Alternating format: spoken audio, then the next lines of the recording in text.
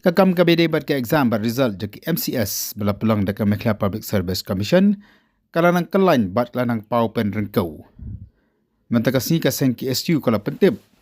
Bagladan kawi ka chithi ka bela pai hapo ka letterbox jong office jong ka seng ha ka bah kan ka chithi la pentip. Baki kershan ya ka jingale ka seng KSU banwan ra ya ka exam bat ka jing tekam ka bakhu ya ka Public Service Commission.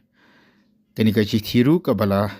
kam balas tho deki ketong na deki kandidat bila ke exam MCS tang bakem chimlanut man pan pau kerteng kala ong bakawai na ki kandidat ki bal persya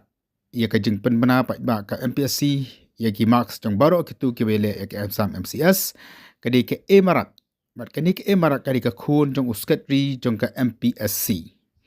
haga juga poru la ya thu da ka seng bakani ke emarat kadi ka wei na ki hinrungut ki belasai ia ka chithi ban persya ya ka jing dawa ke KSU pen pau perthai ya ki marks jong ki bele exam MCS haga juga poru kani ka chithi ka yathu bakani ke emarat ka belum ka khun ju secretary ke MPSC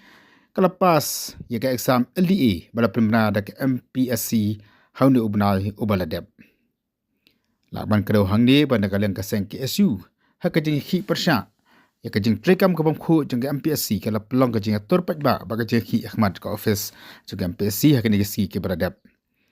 halo kani ka jing ya hi ba ka jing dawa ka KSU ban pemna pat ba ke marks ka MPSC kala kubur ban pat ba ke marks baro jiki bele ya ka exam MCS ndrai menen ka sngipat